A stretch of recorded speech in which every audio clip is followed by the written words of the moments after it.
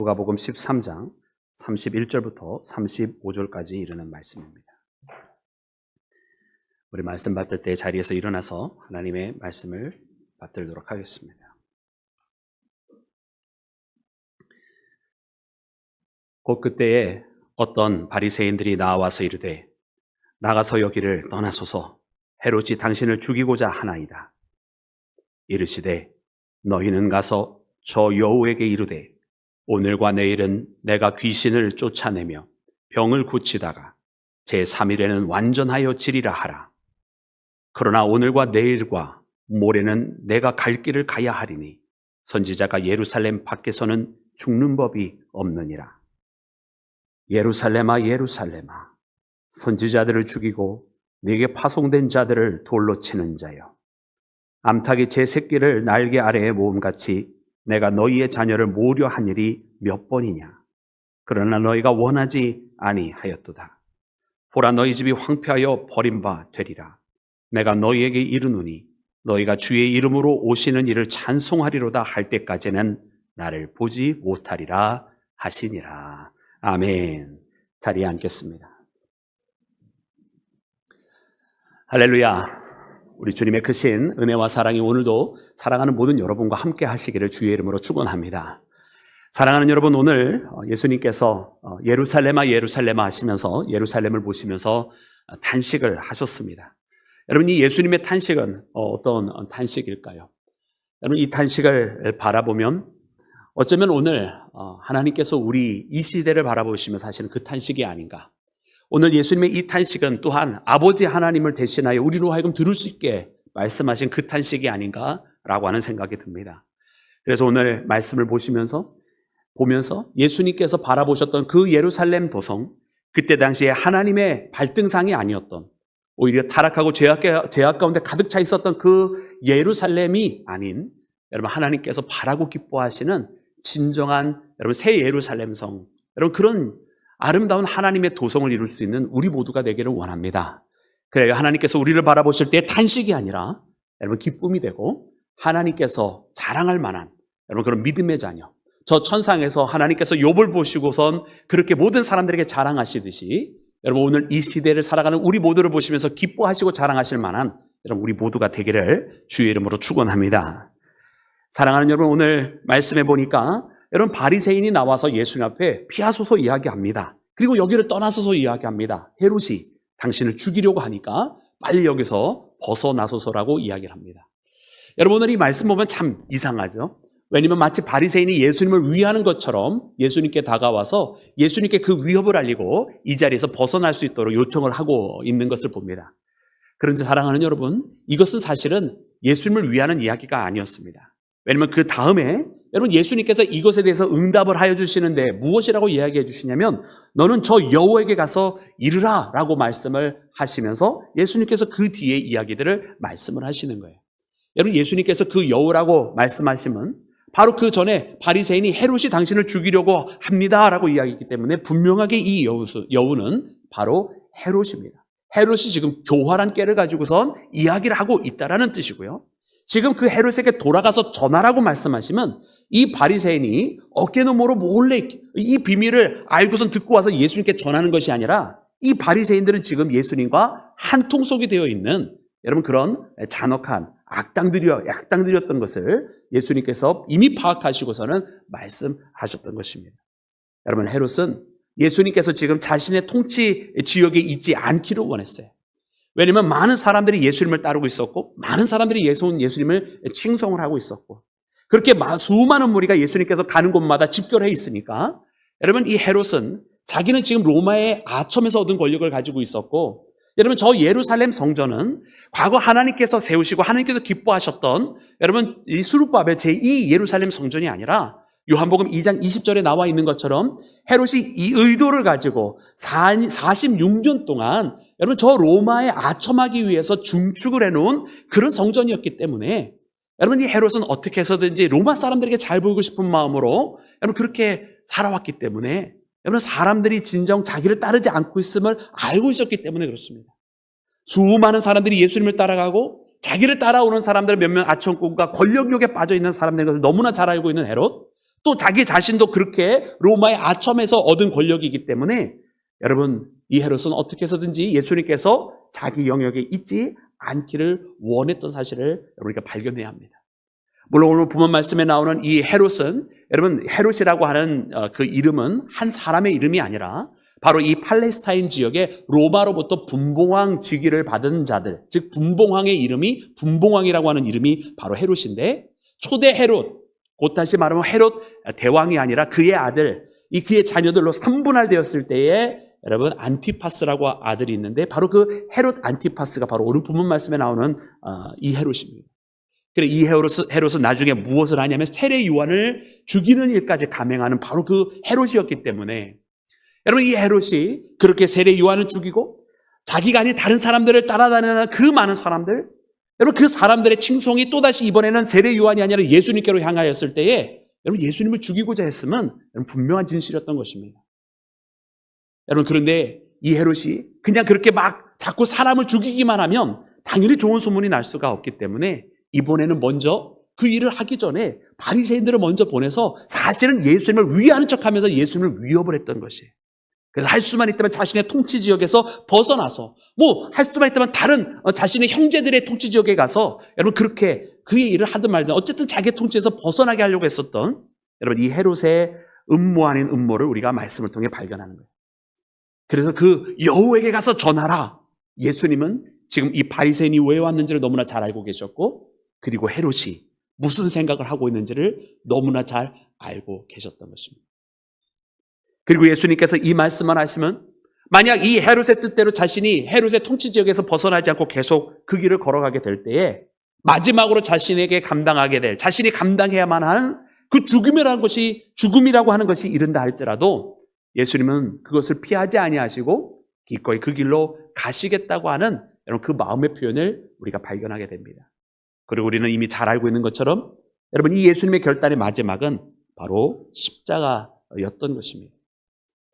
사랑하는 여러분, 예수님께서 오늘 본문 말씀에서 2번 똑같은 표현을 쓰십니다. 그것은 바로 오늘과 내일은, 그리고 제3일에는 이라고 하는 첫 번째 표현과, 두 번째는 오늘과 내일과 그리고 모레는 이라고 하는 여러분 이 똑같은 표현이에요.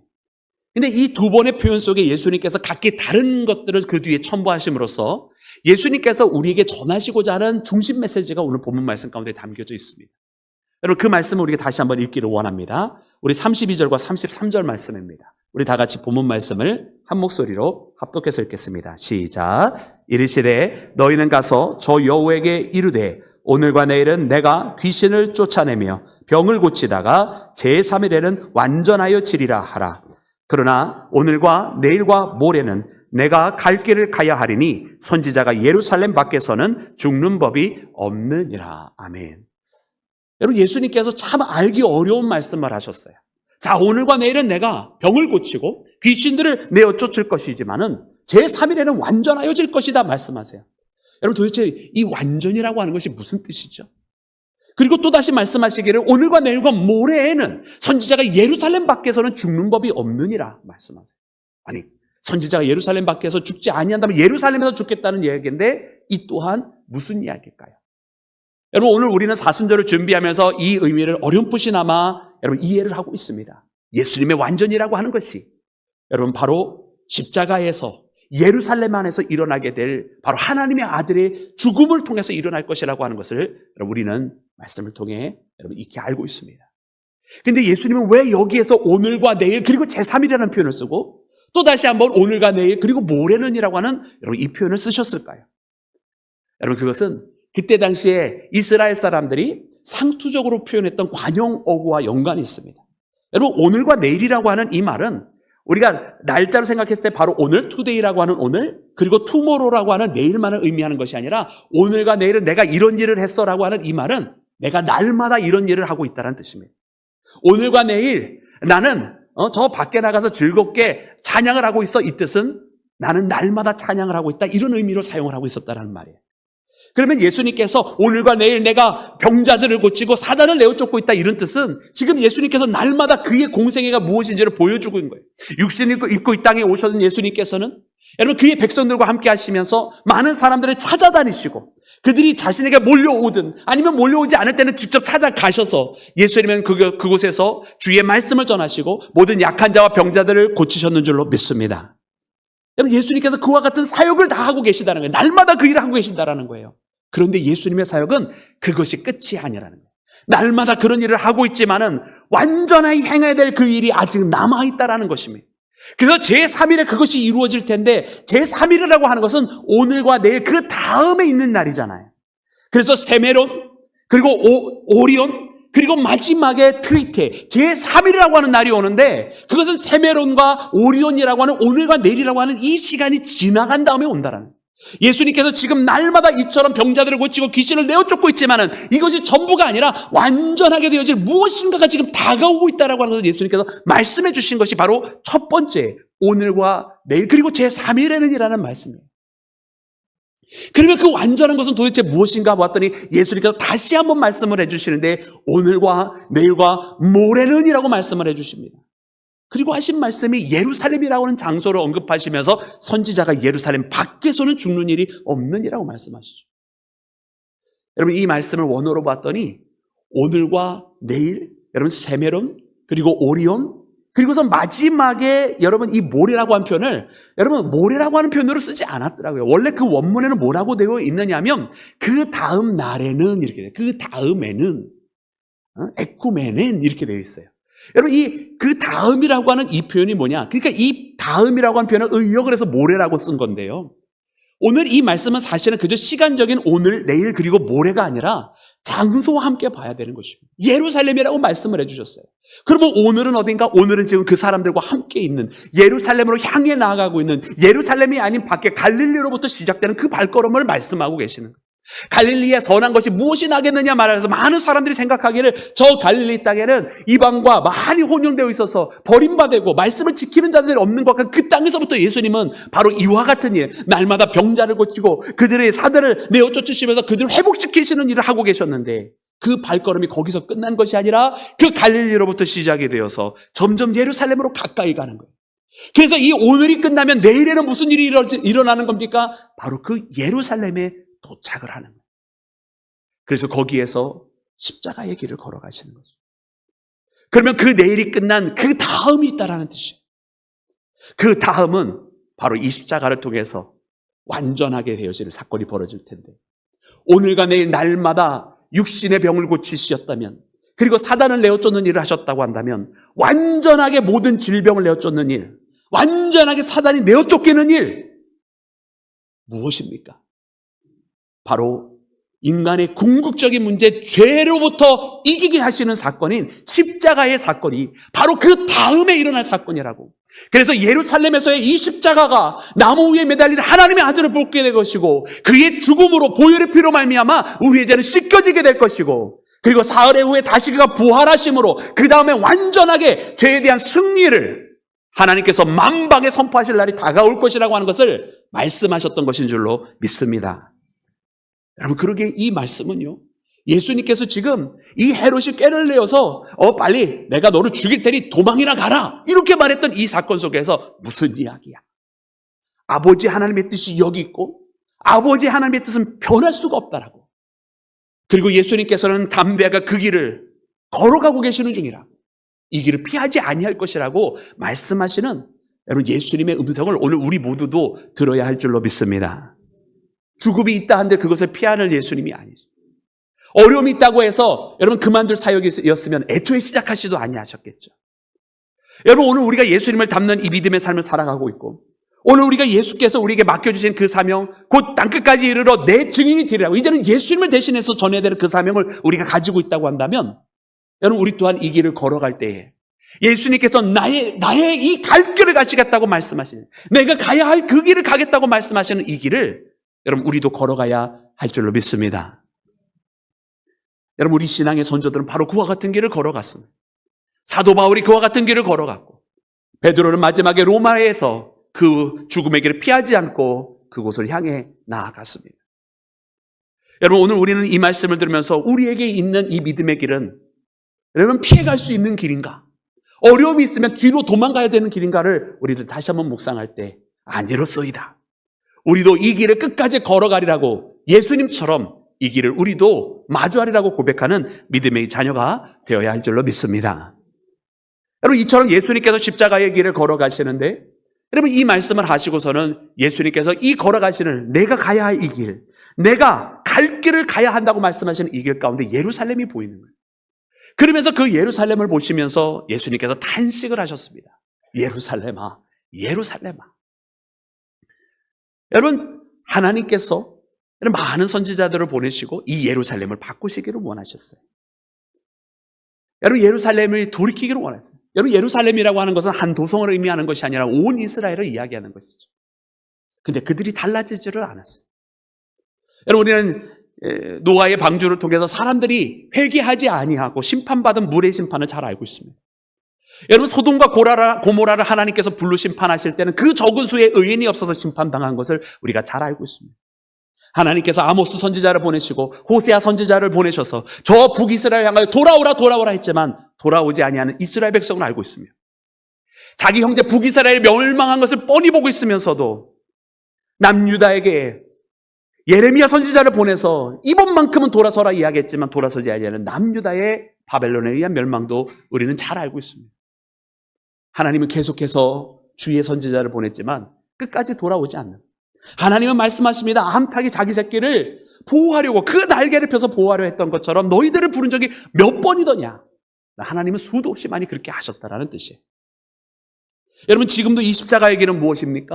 여러분, 이 십자가의 길 또한 여러분, 하나님께서 다시 한번 여러분 이스라엘을 부르신 목소리며 이 십자가의 길을 통해서 다시 한번 그들을 건지시려고 하시는 여러분 하나님의 궁극적인 방법이었음을 여러분 우리가 깨달아야 할 줄로 믿습니다. 여러분, 그래서 그 암탉이 자기 새끼를 보호하려고 날개를 핀다고 그랬는데 그 모습이 도대체 무엇일까 여러분 궁금했어요. 이게 들어서 익히 알고 있는 것은 있지만은 그래도 한번 직접 봐야 되겠다 싶어서 혹시 동영상에 올라온 것이 있는가 해서 한번 찾아봤거든요.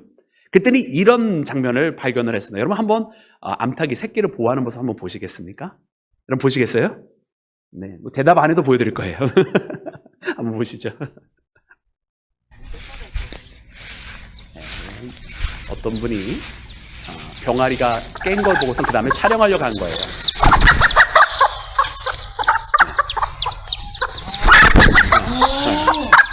날개를 펴서 보호하죠.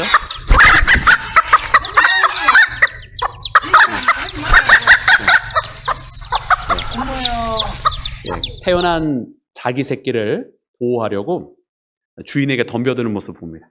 근데 날개를 이렇게 피면서 보호하는 이 모습이 여러분 바로 이 암탉의 모습이에요. 자기 새끼를 보호하려는 모습이에요. 여러분, 그런데 여러분 이 정도가 아니더라고요. 여러분, 닭하고 독수리하고 싸우면 누가 이깁니까? 그렇죠. 독수리가 이기죠. 저도 그런 줄만 알았어요. 근데 꼭 그렇지 않은 거를 발견을 했어요. 그것도 한번 보시겠습니다. 닭입니다. 독수리입니다. 싸웁니다.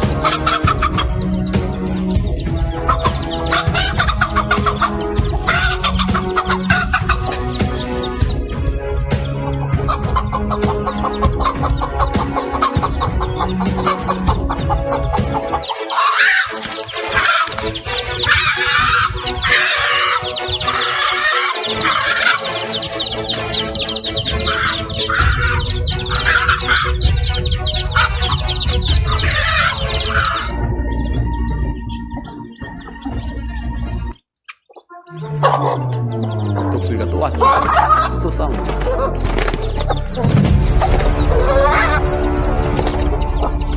네, 감사합니다. 독수리가 날개를 콱 폈죠. 그래서 독수리의 날개는 이렇게 자기 새끼를 이렇게 감추는 용도로 쓰지만은 큰 적을 맞아 싸울 때 크게 자기를 표현하기 위해서 싸울 때 퍼덕거리면서 싸울 때 모습도 날개를 피는 모습임을 말씀을 통해서 이런 모습도 있구나라고 하는 것을 묵상할 수 있게 되었어요. 일부 예배 때 말씀 이렇게 하면서 다들 독수리가 이긴다고 조금 우리 이 11시 예배 때보다 숫자는 적은데 목소리는 더 크게 독수리가 이깁니다 그러셨거든요. 근데 이제 그런 생각은 물론 들어요. 이 독수리는 좀 조그만 독수리구나. 그렇게 큰 독수리는 아닌 것 같긴 해요. 그래도 여러분, 독수리는 독수리죠. 여러분, 이 닭이 독수리와 왜 싸웁니까? 그렇습니다. 자기 새끼를 지키려고 독수리가 싸우는 거예요. 자기 주인에게 덤벼들죠. 그리고 맹금과 맞서 싸우려고 합니다. 여러분, 이것은 자기가 이길 수 있을 거라고 생각해서 덤벼드는 게 아니에요. 자기 주인에게 덤벼들고 맹금에게 덤벼드는 것은 자기가 이길 수 있어서 덤벼드는 것이 아니라 자기 새끼들이 위협에 놓였기 때문에 죽음을 무릅쓰고 덤벼드는 겁니다. 지키려고 말입니다. 여러분, 오늘 이 말씀을 읽으면서 하나님께서 그 자녀들을 지키시기 위해서 암탉이 그 새끼를 그 날개로 지키려고 했던 것처럼 하셨다라고 하는 이 말씀을 보면서 이 방법이 왜 십자가로 연결이 되는지가 이해가 되는 거예요. 이 십자가라고 하는 죽음, 예수님께서 피눈물을 흘리시면서 겟세마네 동산 3번 기도하시면서 준비하셨던 이 십자가는 여러분, 우리 하나님이니까 그냥 당연히 다 하시지라고 그냥 생각하면 안 되는 거예요. 여러분, 이 십자가는 그만큼 귀한 십자가고 이 십자가의 은혜는 그만큼 우리를 향한 그 어떤 것과도 바꿀 수 없는 하나님의 깊은 사랑의 결과였다라고 하는 것을 우리가 깨달아야 할 줄로 믿습니다. 여러분, 그래서 오늘 이 말씀을 보면서 그런 생각이 들어요. 하나님이 우리를 이렇게 지키시고 우리를 이렇게 보호하시려는 것이 죽음을 무릅쓰고 우리를 건져내신 구원의 사건이 바로 이와 같은 십자가구나라고 하는 것을 깨닫게 돼요. 여러분, 이 십자가의 사랑을 그러나 이스라엘이 어떻게 했다? 이 사랑을 거절했다는 거예요. 이 어머니의 사랑, 이 아버지의 사랑을 이스라엘이 이 사랑을 거절했다는 거예요. 예레미야 말씀에도 보았는데 하나님께서 사랑하시고 온유의 길을, 평강의 길을, 믿음의 길을 주시지만 그 길을 가지 않기로 원해요. 하나님께서 그들에게 생명의 말씀을 전포해 주시지만 그 생명의 말씀을 듣기를 거부하는 이스라엘의 모습을 발견해요. 얼마나 안타까운 사건인지 몰라요. 그러니 예수님께서 이 예루살렘을 보시면서 탄식을 할 수밖에 없는 거예요. 예루살렘아, 예루살렘아. 왜냐하면 이제 예수님께서 이 예루살렘에 가시지만 그 예루살렘이 결과적으로 어떤 일을 할지를 너무나 잘 알고 계셨기 때문입니다.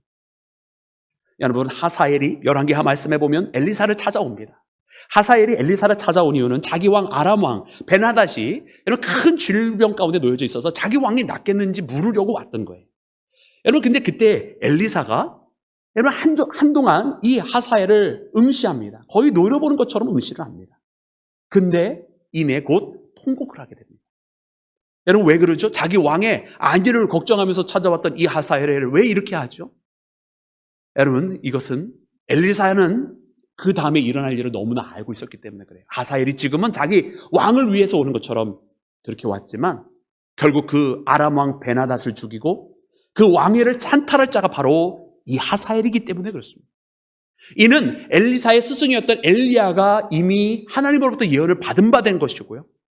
그렇기 때문에 엘리사는 자기에게 하사엘이 찾아왔을 때 하나님의 뜻을 이미 바라보고 있었고 알고 있었고, 그리고 그 하사엘의 모습을 보면서 그 이후에 이 하사엘이 어떻게 돌변할지, 그의 마음속에 있는 죄악과 왕위에 대한 권력에 대한 욕심이 바뀌지 않을 것을 너무나 잘 알고 있었기 때문에 피할 수 없는 죄의 결과들로 인해서 여러분 통곡할 수밖에 없었던 엘리사의 모습을 봅니다. 어쩌면 그 엘리사의 이 통곡의 모습이 피할 수 없는 죄의 결과가 다가오고 있는 그 모습을 너무나 잘 알고 있었기 때문에 할 수밖에 없던 그 통곡이 오늘 본문 말씀에 나오는 예수님께서 예루살렘을 바라보시면서 탄식할 수밖에 없는 그 탄식과 같은 것이 아닌가라고 하는 생각이 들어요. 여러분, 오늘 이 시대를 바라보면 여러분 하나님께서 어떠한 이야기를 해주실까라는 생각이 들 때, 특별히 사순절을 준비하며 여러분 주님과 함께 이 십자가의 길을 같이 동행하기를 소망하는 여러분 우리 모든 믿음의 자녀들은 여러분 하나님의 탄식이 이제는 끝나기를, 이제는 이와 같은 악한 세상이 더 악으로 치닫지 아니하고 이 악한 세상을 변화시키려는 빛과 소금의 역할을 감당하고자 하는 크리스천들이 더 이상 물러서지 아니하고 그리스도의 이름을 전파하며 주의 선한 뜻대로 살아가며 약한 자들을 붙들어주며 이 병든 사회를 고치고자 나가는 우리 모두가 되어야 할 줄로 믿습니다.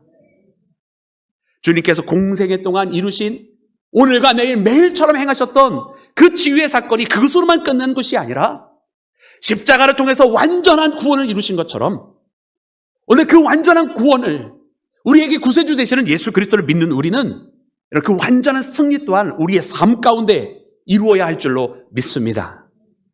사랑하는 여러분, 그러므로 오늘 이 말씀을 우리의 가슴 속에 새기기를 원합니다. 이제 다음 주일이면 종료 주일이에요. 예루살렘에 들어가시는 입성을 기리는 그와 같은 주일이란 말입니다.